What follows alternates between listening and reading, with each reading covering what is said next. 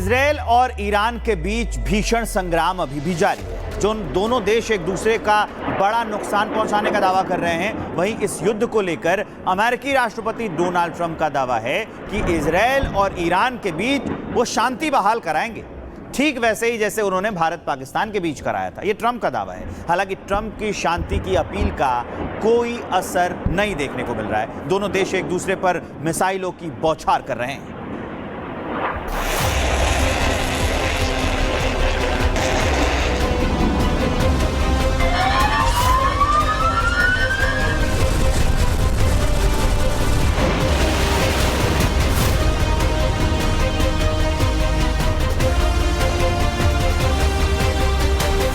युद्ध से हाहाकार,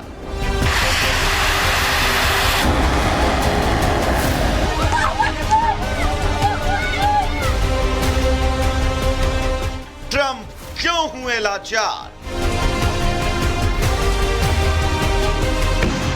एक तरफ इजरायल तबाही पर आमादा है तो दूसरी तरफ ईरान भी सीना ताने खड़ा है।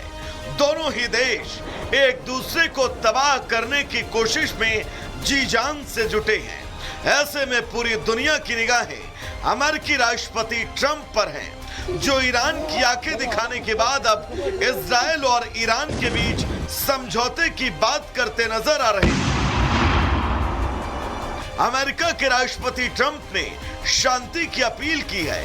ट्रंप ने सोशल साइट पर लिखा, ईरान और इजरायल को एक सौदा करना चाहिए और वे सौदा करेंगे ठीक वैसे ही जैसे मैंने भारत और पाकिस्तान को करने के लिए कहा। उस मामले में संयुक्त राज्य के साथ व्यापार का उपयोग करके दो बेहतरीन नेताओं के साथ बातचीत में तर्क, सामंजस्य और विवेक लाया जा सकता है, जो जल्दी से निर्णय लेने और रोकने में सक्षम थे। राष्ट्रपति ट्रंप एक बार फिर मध्यस्थता का राग अलाप रहे हैं। ट्रंप के निशाने पर इस बार इजरायल और ईरान है। उन्होंने इन दोनों देशों से शांति बरतने की अपील और युद्ध रोकने को कहा। हालांकि इस अपील से पहले ही ट्रंप ने ईरान को पूरी ताकत के साथ अमेरिकी सेना के हमले की धमकी दी थी। उन्होंने कहा था कि अगर ईरान ने हमला किया तो अमेरिकी सेनाएं पूरी ताकत के साथ उस पर टूट पड़ेंगी। एक तरफ ट्रंप शांति की अपील कर रहे हैं, दूसरी तरफ युद्ध थमने के संकेत फिलहाल नजर नहीं आ रहे। इजरायल और ईरान एक दूसरे को खत्म करने पर तुले हैं। ईरान इजरायल को जमीन छोड़ने की धमकी दे रहा है। ईरान की सरकार ये मानती है कि इजरायल ने फिलिस्तीन की जमीन पर कब्जा किया है, इसीलिए ईरान ने इजरायल के विनाश की कसम खाई है। वहीं इजरायल अपने अस्तित्व और वर्चस्व के लिए लड़ रहा है। ऐसे में इजरायल ने ईरान पर अब हमलों को तेज कर दिया है। इजरायली हमले में ईरान में हाहाकार है। ईरान की राजधानी रविवार को अचानक धमाकों और तबाही से दहल उठी।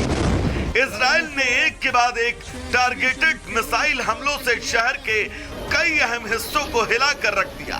इस बार इजरायल ने ईरान के इंटेलिजेंस मंत्रालय, पुलिस मुख्यालय और रिहायशी इलाकों को निशाना बनाया।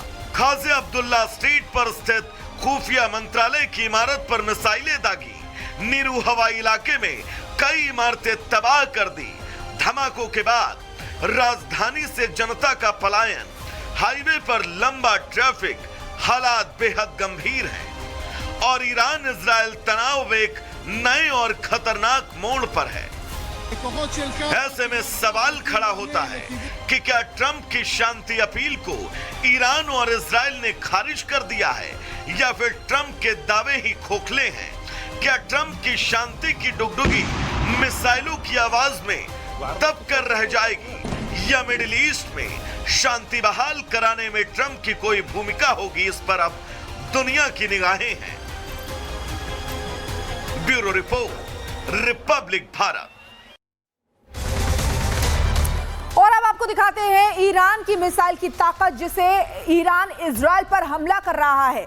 ईरान की मिसाइल शक्ति में आपको बताएं, सबसे पहले खैबर आती है जिसकी रेंज 2000 किलोमीटर है। वहीं उसके बाद आती है सेजिल जिसकी भी रेंज 2000 किलोमीटर बताई जा रही है। वहीं आपको बता दें कि तीसरी कद्र मिसाइल जिसकी रेंज 1950 किलोमीटर है। जहां हमने अभी आपको बताया था कि इजराइल की ताकत क्या है, इजराइल की शक्ति क्या है, इजराइल की मिसाइलें कैसी है, वहीं ईरान की अब आपको बता रहे हैं इमाद उसके बाद नाम आता है जिसकी रेंज 1700 किलोमीटर है। उसके बाद फतेह मिसाइल जिसकी रेंज 1400 किलोमीटर है और कासिम सुलेमानी जिसकी रेंज 1400 किलोमीटर है। यानी कि ईरान जो है वो इजराइल पर इन्हीं मिसाइलों का इस्तेमाल कर रहा है। इजराइल और ईरान के बीच बढ़ते तनाव से दुनिया परेशान इसलिए है क्योंकि युद्ध दोनों देशों के बीच चलता जा रहा है और पेट्रोलियम पदार्थों के दामों में इससे तेजी आ जाएगी, जिससे पूरी दुनिया में मंदी भी आ सकती है और इससे भारत भी अछूता नहीं रहेगा।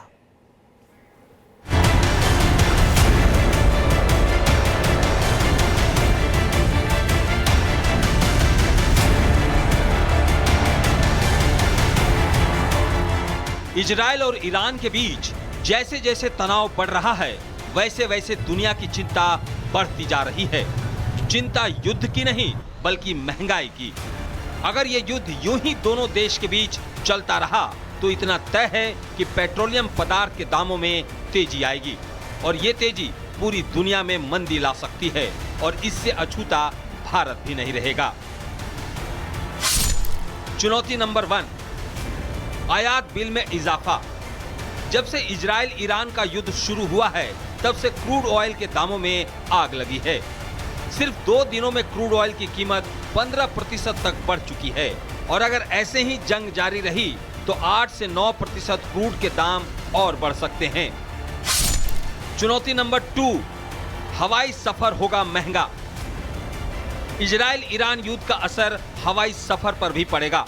पाकिस्तान का एयर स्पेस पहले से ही बंद है और अब ईरान का भी एयर स्पेस बंद हो चुका है।